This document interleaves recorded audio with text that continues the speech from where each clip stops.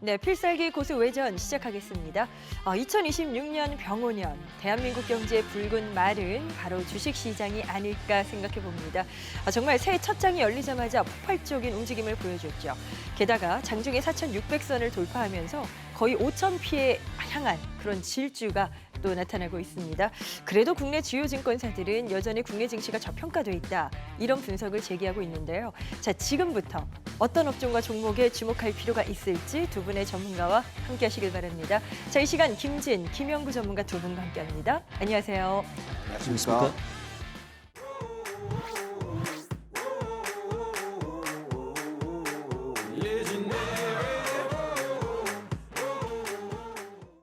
네, 필살기 고수회전 오늘 이 시간도 두 분의 전문가가 엄선한 관심 업종과 종목으로 하나하나 채워가도록 하겠습니다. 자, 먼저 김진 전문가의 준비 업종부터 저희가 확인할 텐데요. 오늘은 뭘 준비하셨을까요? 확인해 보시죠. 자, 오늘 김진 전문가는 제약바이오에 대해서 말씀을 주실 예정입니다.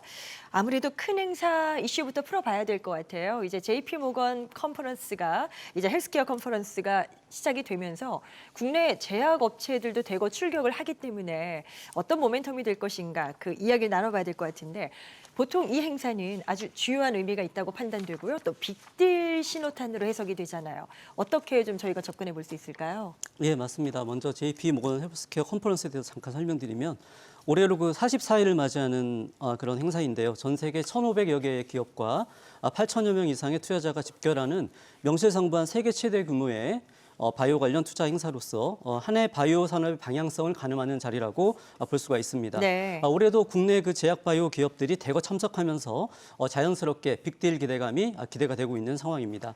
특히 이 행사는요, 단순한 홍보 자리가 아니라 글로벌 빅파마와 투자기관과의 그 1대1 미팅이 집중적으로 이루어지는 실질적인 비즈니스 무대입니다.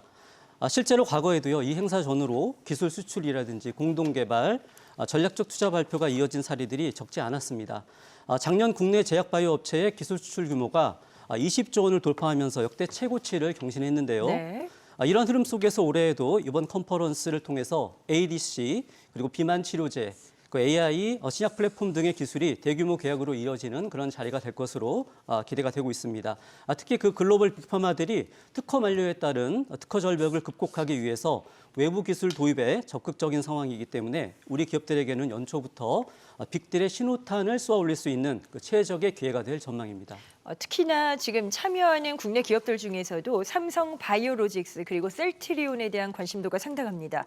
국내 1위의 CDMO 삼성 바이오로직스 그리고 바이오시밀러 쪽에서 두각을 보이는 셀트리온. 지금 이 두 업체에서 올해 행사 메인 트랙에서의 발표가 예정돼 있다고 하더라고요. 뭐 어떤 내용인지 좀 더 자세히 확인해 볼까요? 네, 그렇습니다. 이번 행사에서 가장 주목해야 할 포인트가 되겠는데요. 삼성 바이오로직스하고 이제 셀트리온이 나란히 그 메인 트랙인 그랜드 볼륨에서 발표를 진행한다는 사실입니다.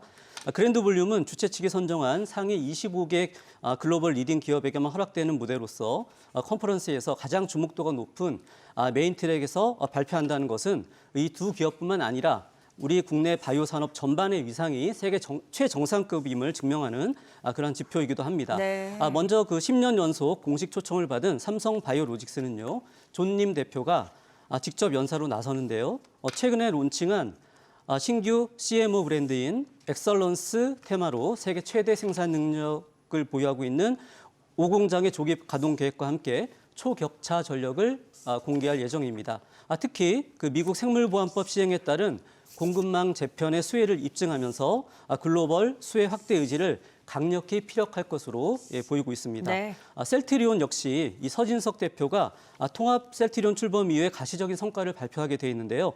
특히 자가 면역 질환 치료제인 그 진펜트라의 미국 내 시장 점유율 확대 전략과 더불어서 최근에 확보한 그 미국 뉴저지 생산 기지를 기반으로 한 CDMO 사업 로드맵이 구체화될 것으로 보여서 투자자들의 관심이 집중되고 있습니다. 자, 연초에 시장을 달구고 있는 건 일단 반도체가 주인공인 건 맞죠. 그런데 이제 바이오 쪽에도 관심이 높아지는 게 이런 과열 분위기를 대체할 수 있는 분산의 수단으로서 또 제약 바이오가 많이 언급이 되는 것 같습니다. 어떨까요? 이런 과열 리스크에서 한 몫을 또 자기 자리를 찾아가는 그런 과정이 나타날지 이 부분에 대해서는 어떻게 생각하세요? 예, 네. 맞습니다. 최근에 이 반도체 업종이 시장을 주도하고 있는 가운데 자연스럽게 그 다음 테마로 바이오 섹터가 거론이 되고 있는 그런 상황입니다. 이는 그 단순한 테마 순환이라기보다는 구조적인 요인이 함께 작용하고 있다고 볼 수가 있겠는데요. 먼저 국내 바이오 업계는 이 기술 수출과 글로벌 협업을 통해서 실질적인 성과를 꾸준히 지금 쌓아오고 있습니다. 삼성 바이오로직스와 셀트리온 등 대형주들이 연 매출 5조 원 시대를 바라볼 만큼 견고한 실적을 보여주고 있고요. 리가캠 바이오라든지 ABL 바이오 같은 이 플랫폼 기업들의 기술 수출 성과가 연속적으로 발생을 하면서 실체가 있는 그런 성장을 증명을 하고 있습니다. 네. 특히 그 신약 후보 물질의 글로벌 이전 계약은 단기적인 그 실적보다는 중장기적인 그 성장 가능성까지 높여주는 핵심적인 요인으로 볼 수가 있습니다. 또 다른 배경은요, AI 반도체 관련주의 변동성이 확대되고 있다는 점입니다. AI와 반도체 섹터가 최근까지 급등을 하면서 밸류에이션 부담이 상당히 지금 커진 그런 상황입니다. 이에 따라서 이 바이오 섹터가 상대적으로 저평가된 메리트와 함께 경기와 비교적 그 독립적인 산업 특성 그리고 장기 성장 스토리를 동시에 갖춘 대안으로서 다시 주목받고 있는데요.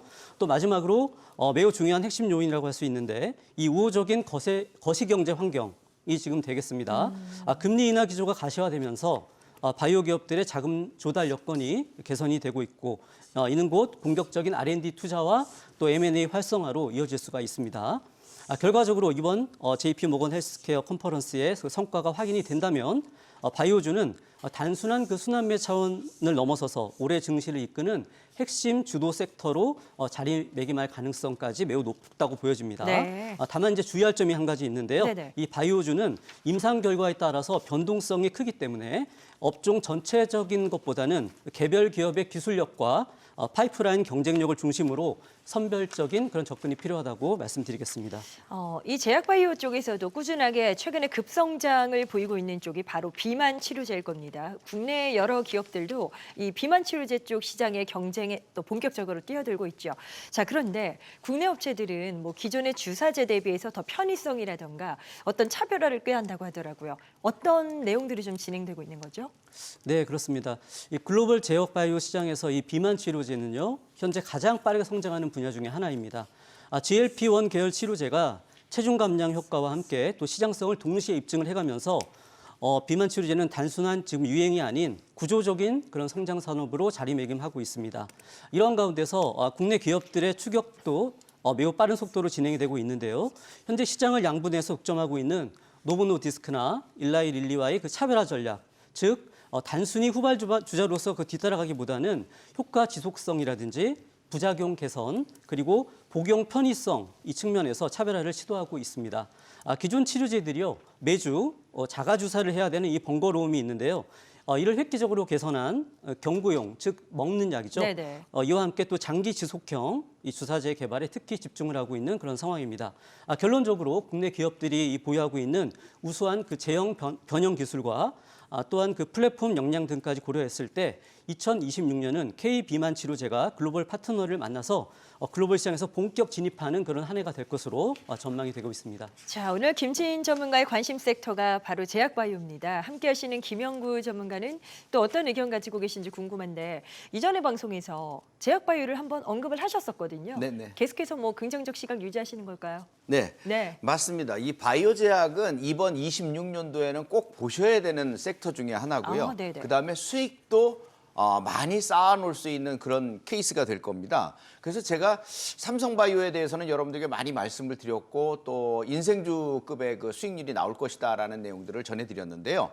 이 바이오 제약 쪽에서 꼭 보셔야 되는 섹터가 세 가지라고 제가 전해드렸죠. 하나는 CDMO, 네. 하나는 기술 수출 관련주, 하나는 비만 치료제. 이 세 가지 섹터만 딱 봐도 여러분들에게 답을 드릴 수가 있을 것 같습니다. 그래서 CDMO 쪽에서는 지금도 삼성바이오가 이제 190만 원 선을 왔다 갔다 하고 있지만 더 200만 원을 넘어서 그 위로 진군할 수 있는 그 흐름들이 좋기 때문에 지금도 늦지 않았다는 내용들을 말씀을 드리겠고 시간적인 소모가 약간은 걸릴 수 있으나 결국은 우상향 쪽에 그림을 그린다는 점을 잊지 않았으면 좋겠습니다. 그다음에 기술 수출 쪽으로 실적으로서는 알테오젠이라든가 뭐 ABL 바이오 같은 종목들이 계속적으로 기술 수출에 대한 기대감을 가지고 있게 하거든요. 네. 그래서 이 기술 수출 관련주들도 꼭 보셔야 되는 내용들 중에 하나. 그래서 CDMO와 기술 수출은 놓치지 말고 여러분들이 계속해서 추적하고 또 눌릴 때는 또 저점 매수를 해주고 이런 식으로 해서 좀 끌고 가시는 전략이 올해 여러분들에게 좋은 수익률을 쌓을 수 있을 것 같습니다. 네. 자, 계속해서 김진 전문가의 제약바이오에 대한 업황, 여러 가지 분석과 투자 의견이 궁금하시다면 카카오 채널 필살기 고수 외전을 검색해서 친구 추가하시면 되겠습니다. 자, 이제 제약바이오 내에서도 관심주가 있으실 것 같아요. 어떤 토픽을 준비하셨는지 역시 또 화면으로 먼저 보실까요? 자, 먼저 가볼 기업 바로 셀트리온입니다. 15만 원에서 한 18만 원대 머물렀었죠. 그러다가 이제 주가가 2년 만에 20만 원대를 돌파했습니다. 실적 개선세가 나타나고 있고요. 관세 리스크는 좀 덜어낸 상황이고 여기에다가 CDMO 사업 본격화 여러 가지 호재가 있는데 이런 추진 동력들이 톡톡히 좀 발현이 되는 것 같아요. 어떻게 보십니까? 예, 말씀하신 것처럼 이 셀트리온 주가가 2, 3년 동안의 그 지루한 박스권을 뚫고 20만 원 선을 회복한 것은요. 이 서정진 회장의 그 승부수가 통했기 때문이라고 볼 수 있습니다. 서정진 회장의 경영 일선에 지금 복귀를 하면서 강조했던 세 가지 핵심 전략이 있는데요. 첫 번째가 직반 체제의 안착, 두 번째가 진펜트라의 미국 시장 공략, 그리고 세 번째가 바로 신규 CDMO 사업 확대였는데요.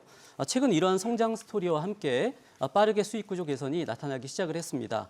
또한 최근 유저지 생산시설 개소는요, 단순한 그 생산 설비 확보를 넘어서서 미국의 그 생물보안법 시행과 같은 그 지정학적 변화 속에서 관세 및 그 공급망 리스크를 선제적으로 제거했다는 그런 평가를 받고 있습니다. 네. 이에 따라서 이제 셀트리온 같은 경우는요, 단순한 그 시밀러 기업이 아닌 진펜트라 등 그 신약과 생산 플랫폼, 즉 그 CDMO 역량까지 모두 갖춘 글로벌 바이오 빅테크로 재평가받기 시작했다고 보시면 되겠습니다. 하나하나 조금 더 자세하게 들어가 볼게요. 먼저 실적입니다. 말씀하셨던 지금 진펜트라.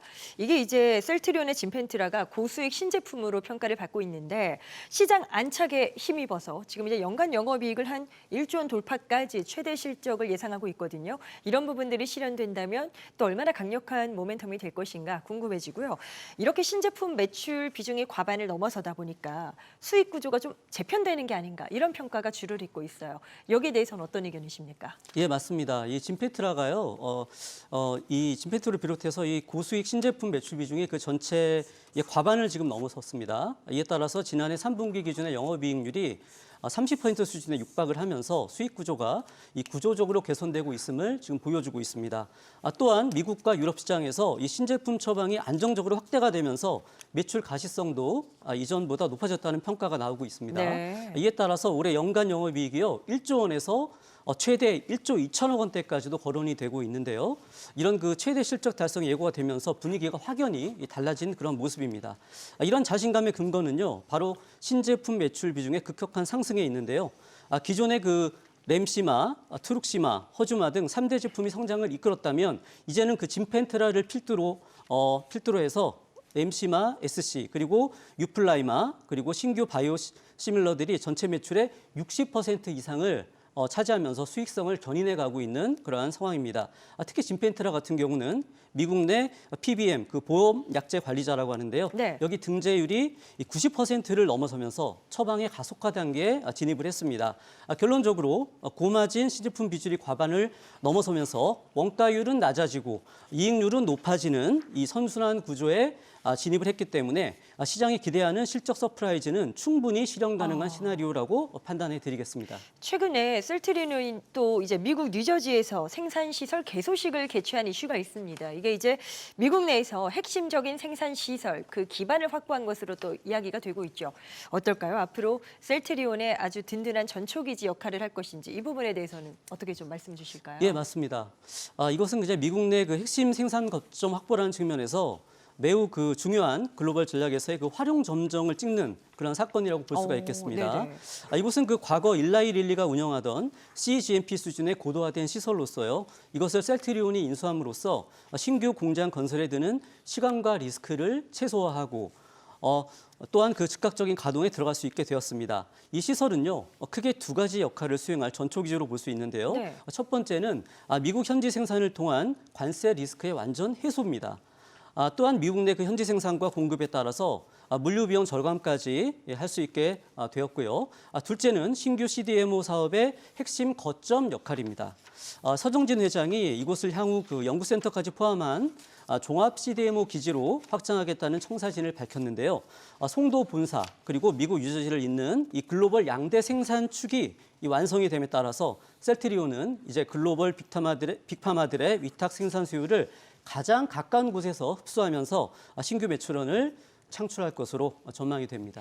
자, 그래서일까요? 이렇게 말씀 주신 여러 가지 호재가 있는 셀트리온. 증권가에서도 바이오 전문 애널리스트들이 목표 주가를 올려잡는 그런 분위기입니다.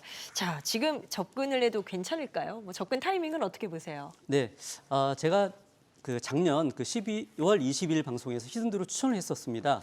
그때 당시 이제 18만 원 초반대에서 매수할 기회를 충분히 주고 올해 들어서 바로 20% 가까이 이제 급등을 한 상황인데요. 그러면서 이제 1차 목표가였던 22만 원을 거의 달성한 상태에 오기도 했었습니다. 하지만 이제 실적 턴어라운드 초기로 볼 수 있고요. 또 지난번 추천 시 강조드린 것처럼 신약 모멘텀 부각에 따른 이 밸류에이션 리레이팅 국면에 진입하고 있다고 봐야 하기 때문에 여전히 추가 상승 여력이 충분히 남아 있다라고 보시면 되겠습니다. 따라서 작년 방송을 보시고 매수하셔서 보유 중이신 그런 시청자분들은 홀딩해 주시면 되겠고요. 네. 신규 접근 전략은 21만 원에서 22만 원 사이에 1차 매수, 그리고 눌림이 나온다면 20만 원 전후까지 2차 매수, 목표가는 1차 25만 원, 2차 28만 원까지 제시해 드리겠습니다. 알겠습니다. 손절가는 종가 기준 18만 원 잡아드립니다. 네. 자, 계속해서 셀트리온에 대한 투자 전략이 더 궁금하다 하시는 분들은요. 카카오 채널 필살기 고수외전 검색해서 친구 추가하시면 되겠습니다. 많은 관심 바랍니다. 자, 이젠 또 어떤 종목이 등장을 할까요? 제약바이오 두 번째 기업입니다. 바로 소개해 드릴게요. 자, 이번에는 한미약품이 등장을 합니다. 자, 한미약품은 뭐 어떤 기대치가 있는지 궁금해지는데요. 사실 지난해에 이어서 올해에도 국산 신약들의 좀 활약이 이어질 것으로 기대가 되고 있죠. 한미약품 같은 경우는 에페글레나타이드 이런 제품이 지금 시장의 주목을 받고 있는데 국내 최초 비만 치료제가 바로 이 약물이라고요. 네, 맞습니다. 네. 이 한미약품이 개발 중인 이 에페글레나타이드는요, 현재 국내에서 가장 상용화에 근접한 GLP-1 비만 신약 후보입니다. 이 제품도 원래 당뇨병 치료제로 개발되던 중에 우수한 그 체중 감량 효과가 확인되면서 비만 치료제로 적응증을 확장한 그런 사례가 되겠습니다. 에페글레나타이드의 가장 큰 핵심 포인트는요, 한미약품의 그 독자적인 기술인 랩스커버리가 적용됐다는 점인데요. 이를 통해서 약물의 그 반감기를 획기적으로 늘려서 매일 맞아야 했던 주사를 주 1회 투여만으로 충분하게 만들어 주었습니다. 특히 주목할 점은요, 이 약물이 이 한미약품의 평택 그 스마트 플랜트에서 직접 생산된다는 것인데요. 수입에 기존하는 기존 비만약들과 달리 국내에서 자체 생산을 하기 때문에 훨씬 경제적인 가격으로 공급이 가능하다는 최대 강점을 가지고 있습니다. 최근 한미약품은요, 비만뿐만 아니라 당뇨와 대사질환 전반을 아우르는 HOP 이 프로젝트를 가동 중인데요. 에페글레나타이드가 그 거대한 여정의 성패의 키를 쥔 핵심이라고 보시면 되겠습니다. 자, 이렇게 한미약품의 비만 치료제가 대한민국 1호라는 타이틀을 걸고 이제 상용화가 될 것인가 이런 또 궁금증이 생깁니다. 업계의 관심은 상당히 많이 집중이 되고 있는 상황이고요. 그동안 사실 이쪽은 글로벌 빅파마가 장악을 하지 않았습니까? 한미약품이 좀 비만 치료제 시장에서 어느 정도까지 올라올 수 있다고 저희가 예측해 볼 수 있을까요? 저는 이 성공 가능성을 매우 높게 보고 있습니다. 글로벌 이 빅파마의 그 벽은 분명히 철옹성과 같은 높은 수준이긴 합니다만 네. 이 한미약품의 그 국내 임상 3상 데이터를 보면요, 충분한 그 승산이 있다는 것을 알 수가 있습니다. 최근에 공개된 그 40주차 중간 결과에 따르면 에페글레나타이드 투여분은요, 위약군 대비 매우 유의미한 체중 감소 효과를 입증을 했습니다. 평균 약 9.75%의 체중 감량을 기록을 했고요. 대상자의 약 80%가 5% 이상의 체중 감량에 성공을 했습니다. 네. 특히 이제 우리가 주목해야 할 부분은요, 이 한국인 맞춤형 데이터 그리고 안정성이 되겠습니다. 글로벌 제품들은요, 대부분 이제 서구인 체형에 맞춰서 설계가 된 반면에 한미약품은 처음부터 한국 비만 환자들 대상으로 임상을 진행했기 때문에 우리 체질에 최적화된 용량과 효능을 찾아낸 것입니다. 또한 기존 GLP-1 제제의 고질적인 그 부작용인 구토, 오심 등 이 위장관계의 그 부작용 발현율이 기존 약물들보다 현저히 낮게 나타났고요. 네네. 즉 그 효능은 확실하면서 부작용은 적고 가격 경쟁력까지 갖춘 이런 한국형 비만약이라는 점에서 회사에서 그 목표로 하고 있는 올 하반기 출시와 동시에 시장의 판도를 바꿀 게임 체인저가 될 가능성이 매우 높다고 이렇게 보고 있습니다. 자, 한미약품 비만 치료제뿐만 아니라 항암제 쪽에서도 행보가 상당히 눈에 띄고 있습니다. 피부암의 일종이죠. 흑색종 표적 항암제 임상 2상에 착수했다. 이런 지금 소식이 전해진 상태인데 어느 단계까지 진입했다고 봐야 되는 거죠? 예, 말씀하신 것처럼 이 한미약품에서 중요한 포인트가 또 여기입니다. 이 비만 치료제뿐만 아니라 이 항암 신약 분야에도 개발 속도를 계속 꽤 높이고 있는 상황인데요. 최근 이 벨바라페닙이라는 표적 항암 신약에 대해서 식약처로부터 임상 이상 시험 계획서 승인을 받았는데요. 이 벨바라페닙은 피부암 중에서도 가장 치명적이고 재발 위험이 높은 이 난치성 암인 흑색종을 타깃으로 하는 부분이기 때문에 네네. 굉장히 중요한 포인트가 되겠습니다. 이 약물이 특별한 이유는요. 기존 치료제에 반응하지 않거나 내성이 생긴 환자들에게 새로운 대안이 될 수 있기 때문이기도 한데요. 특히 그 특정 유전자 변이를 보유한 환자들은 현재 국내에 적절한 그 치료제가 없어서 수입 약물에 대부분 의존하고 있는 그런 상황이었습니다. 이런 가운데서 이 벨바라페닙은 앞서 진행된 그 임상 1상에서 이미 안정성과 초기 유효성을 확인한 바가 있으며 암세포의 그 성장 신호를 차단하는 기전이 매우 정교하게 설계된 것으로 평가를 받고 있습니다. 네. 또한 현재 식약처의 혁신 제품 지원 프로그램인 길잡이라는 이 프로그램에 선정돼서 임상 설계부터 이 허가 단계까지 체계적인 지원을 받고 있는 상황입니다. 비만 치료제가 한미약품의 현재라고 만약에 한다면 이 표적 항암 신약인 이 벨바라페닙 같은 경우는 한미약품을 글로벌 톱티어 제약사로 끌어올릴 수 있는 미래 성장 동력이라고 평가할 수가 있겠습니다. 자, 김진 전문가의 제약바이오 탑픽 두 번째가 바로 한미약품입니다. 그런데 제가 기억하기로는 이제 작년 10월경에 한번 말씀을 주셨어요. 그리고 그 이후에 거의 뭐 40% 넘게 급등을 했던 총 수익을 본다면 그 정도가 또 파악이 되고 있는데 오늘 또 제시를 하신다는 건 여기서 더 올라갈 어떤 그 가능성을 보신 거겠죠. 어떻게 네, 접근할까요? 맞습니다. 네. 40%라면 충분한 수익을 드리긴 했는데 저는 여전히 저평가 국면에 있다 이렇게 판단하고 있습니다. 네네. 지금까지 주가 상승이 기대감에 대한 것이었다면은 올해부터는요 이 실적이 본격 가시화되면서 추가적인 상승을 견인할 것으로 전망을 하고 있습니다. 접근 전략을 말씀드리면요. 46만 원에서 48만 원 사이에 1차 매수, 그리고 눌림이 나온다면 44만 원 전후까지 2차 매수해 주시면 되겠고요. 목표가는 1차 55만 원, 그리고 2차 60만 원으로 높여서 제시를 해드리겠습니다. 손절가는 종가 기준으로 41만 7천 원 잡아드립니다. 네, 자 계속해서 김진 전문가와 함께하고 싶다. 이런 분들은 카카오 채널 필살기 고수 외전 이렇게 검색해서 친구 추가하시면 되겠습니다. 더 많은 정보 만나보실 수 있겠습니다. 자 이제 김영구 전문가와 또 함께하는 전략들 살펴보도록 할 텐데요. 오늘은 어떤 업종 준비하셨을지 먼저 소개해드릴게요. 자 오늘 고수 외전 김영구 전문가는 원전을 들고 오셨습니다. 최근에 미국 정부가 우라늄 농축에 투자를 한다. 이런 소식이 또 나오면서 미국의 대표 원전주 오클로가 급등하기도 했고요. 지금 원전주 본격적인 들썩임이 좀 포착이 되고 있는데 이런 가능성에서 준비하신 걸까요? 네. 네. 미국 정부의 투자 확대라든가 트럼프 대통령의 에너지 정책 기대감에 힘입어서 미국 원전주라든가 또 SMR 관련주들이 최근에 좀 불이 붙었었어요. 그 배경에는 국가 에너지 비상사태 선언이라든가 또 원자력 에너지에 대한 정책적 지원 기대감 때문이었죠. 그러다 보니까 비스트라 에너지 같은 이런 종목들을 비롯해서 원전주, 또 뉴스케일 파워라든가 오클로 같은 종목들 SMR 기업들인데 네. 이런 기업들이 주가가 급등하는 상태를 보였어요. 그 중에서도 특히나 오클로 같은 경우에는요 SMR 대장주로 꼽히는데요. 오로라 파워하우스라는 그 마이크로 원자로 시스템이 획기적인데 이게 경수로 방식이 아니라요 액체 나트륨 냉각제를 갖다 기반으로 해서 고속 중성자를 활용하는 기술이거든요. 효율성이 극대화되고 있고 폐기물을 획기적으로 줄이는 독보적인 기술입니다. 네. 그러다 보니까 SMR 중에서 가장 막강한 파이프라인을 보유하고 있다 보니까 재무건전성도 좋아요. 그러니까는 누가 들어오느냐? 뱅가드, 블랙록 이런 그 펀드들이 집중적으로 매집을 하고 있다는 점이 좋습니다. 물론 아직은 적자가 유지 중이지만 이들 펀드들이 들어왔다는 것은 굉장히 중요한 얘기가 되겠죠. 네네. 패턴을 보면 여러분들이 눈에도 안 띄어던 주가 흐름이 5달러 선에 멈춰서 있었던 상황인데요. 그 5달러부터 출발을 해서 10월 13일 날 얼마를 찍었냐? 193달러를 찍었습니다. 이 정도로 급폭등을 했었고요. 폭등 이후에도 어마어마한 또 폭락이 있었어요. 70달러 선까지 3개월 만에 폭락을 합니다. 그러니까 기폭이 굉장히 크다고 볼 수 있겠죠.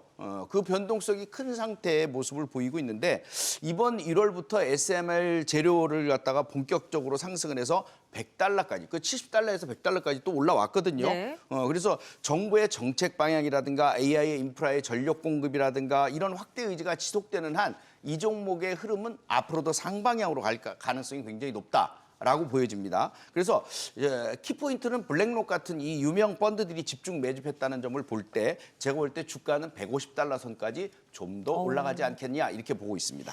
우리 정부 쪽에서도 또 호재성 재료가 나왔습니다. SMR을 국가 전략 기술로 신규 지정하는 방안을 검토하고 있다. 이런 내용인데요. 뭐 원전주 투자 심리를 자극한 건 맞는 것 같고요. 정확하게 어떤 내용인지 좀 파헤쳐 볼까요? 네, 뭐 미국이 이렇게 가는데 우리나라라고 안 따라갈 수가 없는 상황이죠. 그러다 보니까 인공위성 시대의 핵심 분야로 꼽히는 전력 반도체 SiC라고 하죠. 또 소형 모듈 원전 SMR이라고 하죠. 이 국가 전력 기술로 갖다가 지정하는 방안을 검토하고 있는데요. 재정, 세제 지원을 갖다가 두 가지를 다 늘려서 기술 기반의 그 성장 모멘텀에 불을 지피겠다는 얘기입니다. 그래서 올해 잠재 성장률을 반등의 어떤 원년으로 삼겠다라는 구성을 한 건데요. 이를 위해서 제일 이제 기업들이 필요한 게 이제 세액 공제 같은 것들이거든요. 네네. 그래서 R&D 세액 공제율을 준다. 즉 연구 개발하는데 돈을 쓰는 것에 대해서 중소기업은 40에서 50%를 주겠다. 중견기업은 30에서 40%로 확대해 주겠다. 이런 내용이고요. 또 통합 투자세액이 있어요. 자금 투자를 해서 뭔가를 한다, 사업화를 한다. 그러면은 중소기업은 25%를 지원해 주겠다. 중견 대기업은 15%를 지원해 주겠다. 그리고 거기에다가 또 기본 공제에다가 추가 공제까지 10% 더해 주겠다. 이런 것을 갖다 빽빽형으로 제안을 하고 있다. 이렇게 보시면 되겠습니다. 지금 원전주를 이야기할 때 SMR을 더 자세히 안 볼 수가 없습니다. 지금 뭐 최근에 핀란드에서도요. 기존의 원전을 업데이트하는 과정에서 결함이 발생을 해서 가동을 중단하는 그런 또 일이 있었죠. 이렇다 보니까 상대적으로 안정성과 여러 측면에서 더 낫다라고 판단이 되는 SMR 쪽으로 관심이 쏠리는 것 같은데 SMR 어떤 특징을 갖고 있는 분야라고 봐야 되는 거죠? SMR의 장점이 뭐냐면 소형화, 또 모듈화 이런 그 개념들을 가지고 있는데요. 부지 조건이 뭐 엄청나지 않아도 됩니다. 부지 조건이 완화가 되고 공장 제작 후에 현장 조립 방식으로 이행을 하다 보니까 최대 그 건설 기간 자체가 50%나 단축이 되고요. 예를 들어서 예전 원전 같으면 10년이 걸리는데 얘는 5년, 2년, 3년이면 된다는 얘기죠. 네네. 초기 투자 비용도 30% 이상 절감이 되는 장점이 있어요. 그러니까 모두들 선호할 수밖에 없는 상황이죠. 핀란드 같은 경우 원전에 올인하고 있는 나라 중에 하나인데요. 기존 원전에 이상을 일으키면서 가동이 중단됐다는 소식이 전해졌는데요. 이 때문에 뉴스케일 파워라든가 오클러가 단기 폭등하는 일이 벌어졌던 것도 그런 일 때문이죠. 이런 일이 벌어졌다는 건 SMR이 기존 원전보다 더 안전하다. 그런 기대감이 충분히 작용하고 있고요. 그러다 보니까 원전을 10년 이상 건설하는 걸 SMR 같은 경우는 2년, 3년이면 충분하다라는 개념을 기본 골자로 하고 있습니다. 그래서 원전 산업을 빠르게 좀 끌고 갈 원전 핵심 산업으로 기대를 모으고 있는데요. 뉴스케일 파워의 그 SMR 같은 경우에는 2029년 준공을 목표로 해서 6기를 설치를 하는 거고요. 한국수제력 원자력 같은 경우에는 혁신형 SMR을 갖다가 2028년까지 인허가 완료 후에 2030년에 완공을 갖다 목표로 해서 진행을 하고 있어요. 그래서 이런 초기 단계라는 점에 허들은 좀 있겠지만 2030년에 SMR의 그 시장이 77억 달러, 그다음에 2032년엔 145달러로 한 2배 이상 성장한다는 그런 기대감들이 충분히 살아있는 내용들입니다. 자, 오늘 관심 업종으로 원전주에 대해서 말씀을 주시는데 사실 뭐 여러 기대할 만한 요인들이 있다는 건 알겠어요. 그런데 또 워낙 이슈에 등락이 좀 가파르게 나올 때도 있고 하다 보니까 어떻게 투자를 접근해야 될까 이 부분에 대해서 좀 망설이시는 부분들이 계실 것 같아요. 올해 어떤 방향을 좀 그려볼까요? 예, 사실 원전주가 너무너무 좋은데 문제가 하나 있어요. 매매해 보신 분들은 알겠지만 상당히 매매하기가 까다로워요. 그러니까요. 사실 네. 어느 정도 오르면은 횡보 단계를 하기 때문에 올라간다고 막 쫓아가면은 또 걸려갖고서 시간이 걸려요. 이런 것들이 나오고 또 중간중간에 악재가 하나씩 돌출되다 보니까 심장 떨리게도 만들거든요. 그러니까 원전 최대 기자재 기업인 두산에너빌 같은 경우만 하더라도 4월에 2만 원에 있던 주식이 6월에 7만 원까지 올랐어요. 근데 3개월 만에 급등은 성공을 했지만 그 뒤에 3개월 동안은 뭐냐 답답할 정도로 횡보 조정 기간에 움직이지를 않았었어요. 10만 원까지 그 뒤에 올랐는데도 불구하고 또 2개월 이상 횡보를 해요. 즉 한 단계 오르면 횡보하고 한 단계 오르면 횡보하고 이것이 반복되고 있다는 얘기죠. 그래서 원전주의 투자 정답은 뭐냐? 중장기에 있습니다. 원전주는 네네. 그냥 단기로 보면 안 되고 또 단중기로 보면 안 되고 중기 전략을 세워서 보시는 것이 좋고요. 어차피 SMR이든 대형 원전이든 결국 시간 싸움이거든요. 글로벌 빅테크들이 AI 데이터 센터를 세우는 거는 어쩔 수 없이 확장 국면에 들어갔기 때문에 상당히 많은 발주가 지금 대기하고 있는 상태이거든요. 그러니까 발주에 맞춰서 실적에 맞춰서 주가는 올라갈 테니까 여러분들은 거기에 따라서 느긋한 전략을 가지고 좋은 타점에서 매수만 하면 된다는 그런 뜻입니다. 네, 함께 하시는 김진 전문가의 시각은 또 어떨까요? 사실 이전 방송에서 원전주도 역시 준비를 하셨었던 적이 있거든요. 긍정적 기대감 계속 이어진다 보십니까? 네, 네. 전혀 바뀐 게 없습니다. 네, 완전히 그 AI 확산에 따른 이 부족한 전력 공급을 해결해 줄 수 있는 대안이기 때문에 이 트럼프 정부의 에너지 정책과 맞물려서 중장기적인 관점, 반드시 중장기적인 관점에서 주목을 해주셔야 하는 섹터라고 강조드리겠습니다. 특히 그 한국의 원전 기업들은 세계 최고 수준의 안정성과 기술력뿐만 아니라 짧은 건설 기간, 그리고 가성비, 그리고 운영과 정비까지 포함한 패키지 수출 역량 등 차별적인 경쟁력을 보유하고 있기 때문에 글로벌 원전 시장 확대와 함께 가장 큰 수혜를 볼 것으로 이렇게 판단하고 있습니다. 네. 따라서 AI 거품론 등에 따른 이 단기 변동성에 일일비하실 필요가 전혀 없겠고요. 오히려 그런 기회가 온다면 매우 좋은 매수 기회로 활용을 하셔서 단기적인 그런 반복 매매 가능하겠고요. 또한 그 중장기적 관점에서 길게 보고 가자라는 말씀을 다시 한번 강조드리겠습니다. 네, 계속해서 김영구 전문가의 원전주 투자 전략 자세한 내용이 궁금하시다면 카카오 채널 필살기 고수 외전 친구 추가하시면 더 많은 내용들 만나보실 수 있겠습니다. 자, 이제 원전주 내에서 토픽 2가지 소개해드려야죠. 첫 번째 기업부터 만나보도록 하시죠. 자, 먼저 가볼 곳은 역시 대장주 나옵니다. 두산 에너빌리티입니다. 지난해 10월에 고점을 만든 이후에 3개월간 이어진 그 주가 조정을 마무리했다. 이런 분석이 나오고 있더라고요. 연초부터 다시 우상향이 좀 나와주고 있죠. 어떤 기대감으로 오늘 준비를 하신 걸까요? 네. 두산 에너빌리티는 사실 세 바퀴가 잘 맞아 떨어지는 그 기아가 돌아가는 그런 현상의 그 기업이라고 보시면 됩니다.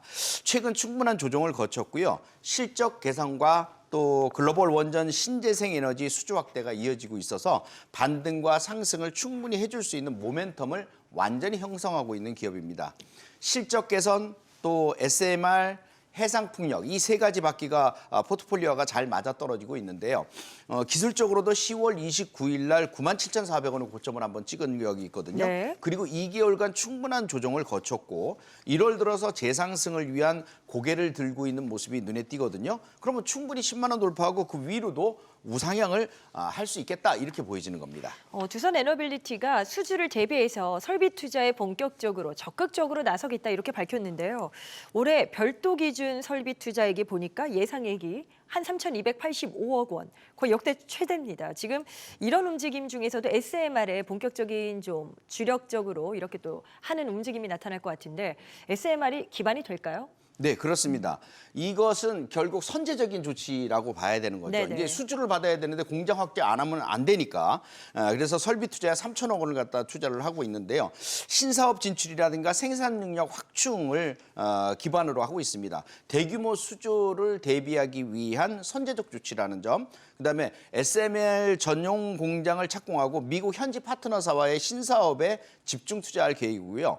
창원 공장 부지가 있는데 거기에다가 SMR 전용 공장을 구축하고 기존 공장을 최적화해서 생산 능력을 연 12기에서 20기로 66% 정도 증가시킬 예정입니다. 네네. 66%면 굉장히 큰 그러네요. 거죠. 예. 네. SMR은 탄소 배출이 적고 설치가 간편하기 때문에 AI 시대의 전력 수요 증가에 대응할 가장 빠른 방법. AI 그 데이터 인프레 센터를 갖다가 만들기 위한 그 내용의 밑받침이 될 수 있는 것을 할 수 있는 그런 내용으로 주목받고 있다라고 보시면 되겠습니다. 그런데 이제 약간 우려스러운 부분들도 여쭤보자면 일각에선 이런 지적을 하죠. 두산 에너빌리티에 접근을 할 때 이런 변동성을 유의해야 한다. 뭐 원전의 수주 일정, 글로벌 정책이 변할 수 있다는 점, 에너지 가격의 변화 이런 부분들을 감안했을 때 좀 조심스러운 접근이 필요하다라고도 지적하는데요. 이 부분은 괜찮을까요? 네, 그렇습니다. 네. 괜찮습니다.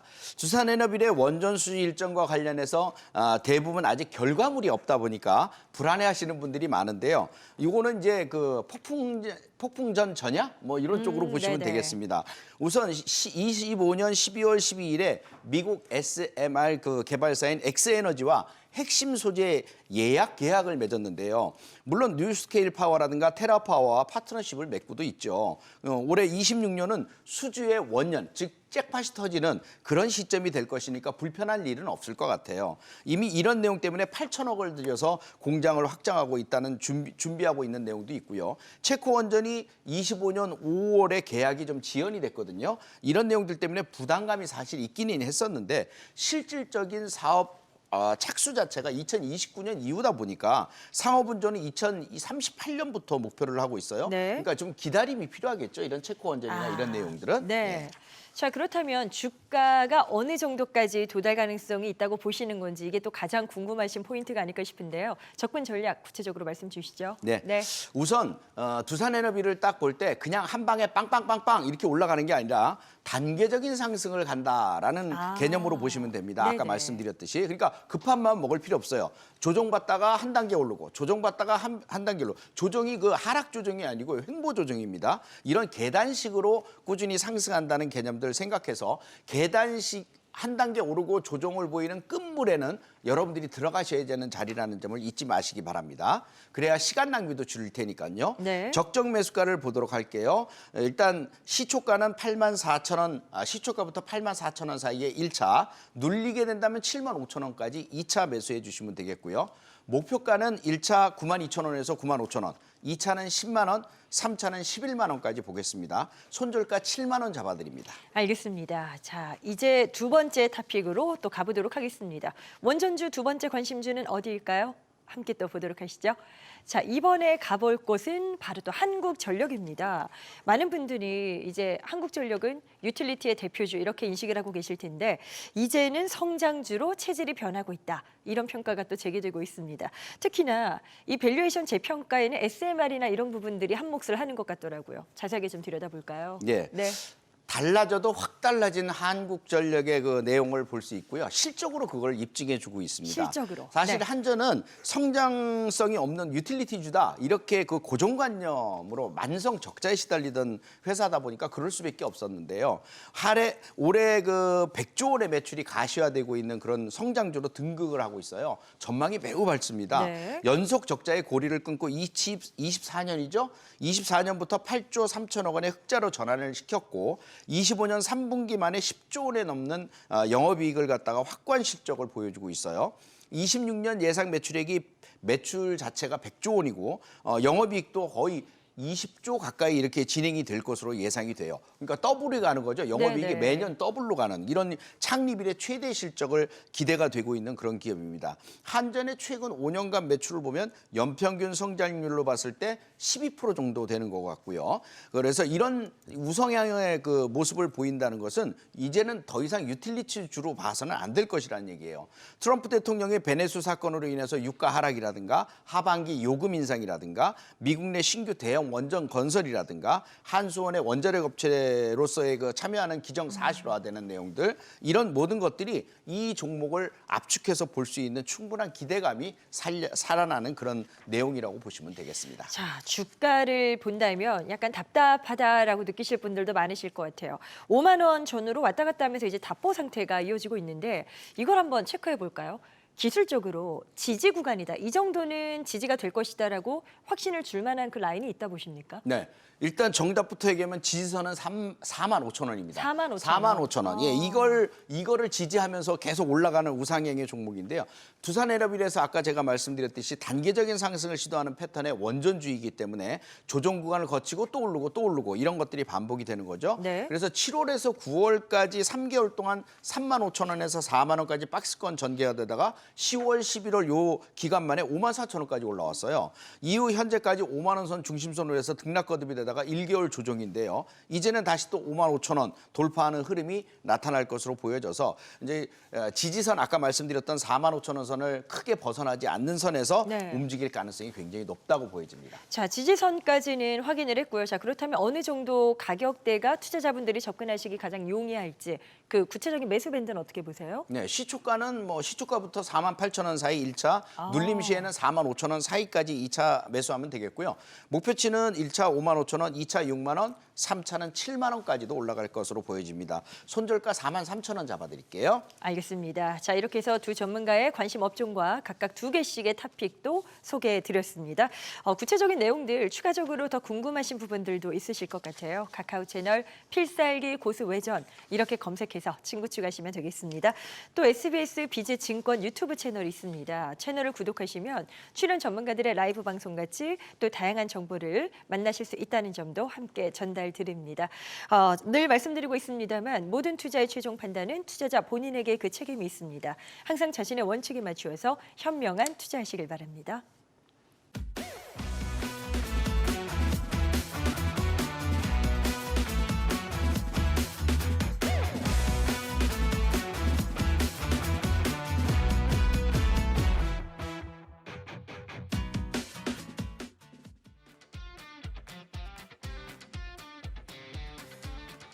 네, 또 많은 분들이 기다리시는 시간입니다. 전문가의 히든주를 만나보셔야 되는데요. 저희가 히든주는 모든 섹터를 다 오픈해서 어디에서 등장을 할지 모릅니다. 앞서 말씀하신 그 섹터일 수도 아닐 수도 있겠고요. 종목 이름은 저희가 카카오 채널 필살기 고수 외전에서 공개할 예정이니까 또 궁금하신 부분들은 친구 추가를 통해서 확인하시면 되겠습니다. 자, 먼저 김진 전문가의 히든주인데요. 앞서서는 뭐 제약바이오 쪽 말씀을 주셨고 이번에 히든주는 어떤 영역에서 또 준비하셨을까요? 네, 히든주도 그 제약바이오입니다. 그렇습니까? 예, 예. 네. 뭐 제약바이오가 이제 올해 제가 주도할 수 있는 또 섹터라고 말씀드렸던 부분도 있고요. 네. 자, 이 종목은요, 작년 9월달에 한번 추천드렸던 그런 종목입니다.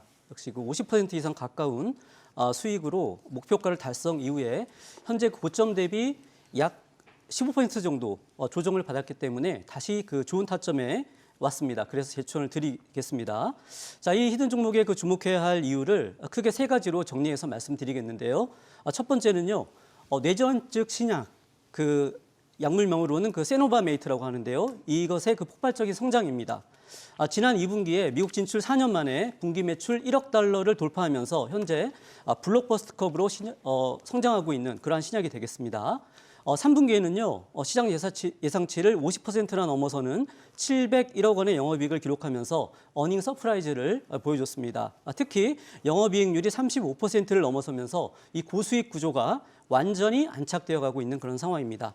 두 번째는요, 2026년은 바로 글로벌 리더로 도약하는 이 회사의 그 출발점이 될 것이라는 점입니다. 미국과 한국을 포함한 12개 국가에서 만 12세 이상의 청소년과 성인 환자까지 169명을 대상으로 진행한 3상에서 긍정적인 결과를 얻어내면서 적응증 확장을 앞두고 있는데요. 전신 발작 임상 이 3상 이 부분에서 그 경쟁 약물들의 그 특허 만료 시기와 맞물려서 미국 시장 점유율 1위 등극이 지금 가시권이 되고 있는 그런 상황입니다. 네네. 2026년 예상 영업이익은요, 최대 3,500억 원 수준으로 올해보다 50% 이상 급증할 전망을 또 보이고 있습니다. 세 번째는요, 차세대 엔진인 RPT, 즉 암세포에만 표적을 포커스를 해서 방사선을 이거 뿜어서 죽이는 개념인 이 방사성 의약품에도 주목을 해야 되겠습니다. 최근에 그 바이오 시장의 가장 뜨거운 화두로 이 RPT 분야가 떠오르고 있는데요. 이 분야에서 이제 히든주는 이미 핵심 원료 공급망을 확보해 놓은 상태가 되겠습니다.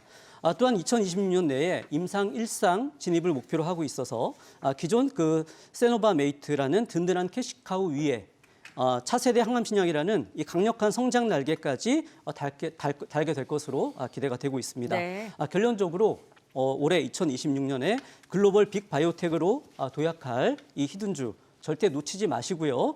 적극 공략 의견을 드리도록 하겠습니다. 자, 이렇게 여러 가지 모멘텀을 보유한 김진 전문가 히든주. 자, 그렇다면 저희가 종목은 카카오 채널에서 공개할 거지만 어떤 수준에서 또 매매가 가능할지 그 투자 밴드는 잡아주셔야죠. 네네. 네. 먼저 그 수급과 기술적인 측면에서 잠깐 살펴보고 접근 전략 바로 말씀드리겠습니다. 네. 작년 11월에 외국인이 1,635억 원을 순매수하면서 주가를 급등시켰고요. 지난 12월에도 주가가 마이너스 15% 이상 조정받는 구간에서도 725억 원 순매수를 더해줬습니다. 그러면서 현재 하방 경직성을 강하게 확보해주는 그런 모습을 보이고 있는 상황입니다. 접근 전략은요. 12만 원에서 13만 원 사이에 1차 매수해 주시고요. 눌림이 나온다면 11만 원 전후까지 2차 매수 가능하겠습니다. 목표가는 1차 15만 원, 2차 19만 원으로 다시 한번 또 높여서 제시를 해드리겠고요. 손절가는 종가 기준으로 10만 6천 원 잡아드리겠습니다. 네, 알겠습니다. 계속해서 김진 전문가의 히든주가 궁금하신 분들 말씀드린 대로 카카오 채널 필살기 고수 외전을 검색해서 친구 추가하시면 되겠습니다. 자, 이제 김영구 전문가의 히든주인데요. 어떤 또 관심주를 준비하셨는지 히든 이유를 한번 들어볼까요? 네. 이 기업은 조선 방산 대장주라고 볼 수 있는데요. 오, 네네. 생산 역량과 수주 경쟁력이 압도적입니다. 트럼프 대통령의 그 방산 정책 변화로 인해서 글로벌 방산 수요가 늘고 있고요. 한국에 결국 그러다 보니까 한국에 올 수밖에 없는 오더들이고 조선 방산 기업이 전체적으로 확산을 받을 수 있는 초강력 슈퍼 사이클을 막을 수 없는 그런 지경에 있는 그런 기업이라고 보시면 되겠습니다. 실적을 본다면 2025년 매출이 12조 9천억 정도, 거의 13조 원 정도 되는 거고요. 네. 영업이익이 한 11조 원 정도 되고 있습니다. 여기에 이제 산업은행이 한 15% 정도 보유하고 있고요. 국가기관 산업이다 보니까 아무래도 국민연금이 한 5.8% 정도 보유를 하고 있습니다. 지분을. 이 기업의 핵심 동력은 두 가지로 볼 수 있는데 조선 쪽에서는 LNG 운반선, 그다음에 폭발적인 성장 잠재력을 지닌 방산 부분, 이 두 가지를 확고히 하고 있습니다. 조선 쪽에서는 사실 중국이 치고 올라오면서 경쟁이 지금 심화되다 보니까 그 메리트가 좀 떨어지기는 하는데, 다만 LNG 운반선에서는 확고한 미국발 LNG 그 수출 프로젝트가 확대되고 있기 때문에 뭐 걱정 없고요. 네. 노후 선박 교체 수요가 맞물리면서 80에서 대략 110대 정도의 그 LNG 운반선의 수주가 올해 또 기대가 되거든요. 그럼 25년에 한 10척 정도의 LNG 발주 선수를 갖다 했는데 그거 대비해서 2배 이상 올해 또 받을 수 있다라는 얘기죠. 그러니까 실적 성장은 된다는 얘기고요. 충분히. 그다음에 또 하나가 차세대 그 캐나다 잠수함 사업. CPSP라고 그러는데 요 수주 기대감이 있는 기업이에요. 총 사업 규모가 최대 60조 원으로 추정이 되는데요. 3,000톤급 그 디젤 잠수함 12척이 목표입니다. 그래서 최종 제안서를 올해 3월까지 제출될 예정이고요. 이 수주만 확인이 된다면 조선업 최대의 핵심 변수가 될 것 같아요. 네. 그다음에 또 하나 마스가 프로젝트의 선봉장이라고 보시면 되겠습니다. 필리조선소를 갖다 인수하면서 미국 현지 생산 거점을 확보를 했고요. 미국 해군 함정 유지보수 정비, 그러니까 MRO라 그러죠. 이 사업뿐만이 아니라 향후에 미국 해군 함정 건조 사업에도 독보적인 위치를 차지하고 있고요. 생산 능력 확장을 위해서 필리조선소를 현지 도크가 적다 보니까 더 넓히는 이런 과정을 갖다가 진행하고 있어요. 그런데 요것뿐만이 아니고요.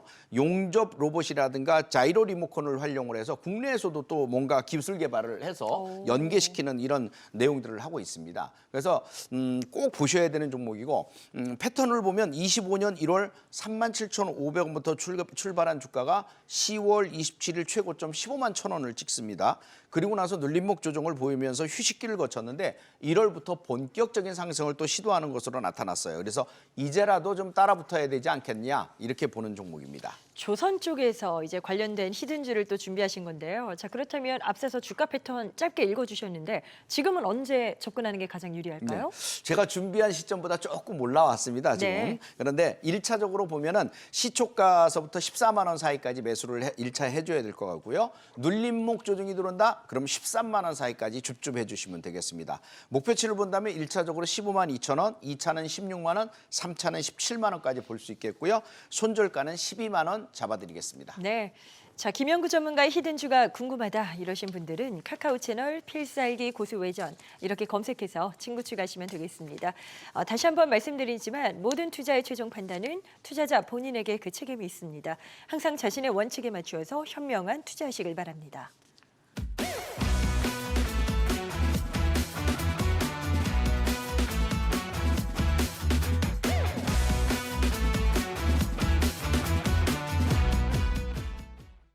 네, 저희가 준비한 내용은 여기까지입니다. 계속해서 더 많은 전문가와 함께하고 싶다. 이런 분들은 카카오 채널 필살기 고수 외전 이렇게 검색해서 친구 추가하시면 되겠습니다. 자, 그리고 이 방송이 끝난 후에 SBS 비지증권 유튜브 채널에서 라이브 방송이 진행됩니다. 오늘 출연하신 김영구 전문가가 준비하고 있으니까요. 라이브 방송에서도 많은 정보 얻어가시면 좋겠습니다. 다음 시간 또 알찬 내용으로 돌아올게요. 시청해 주셔서 고맙습니다.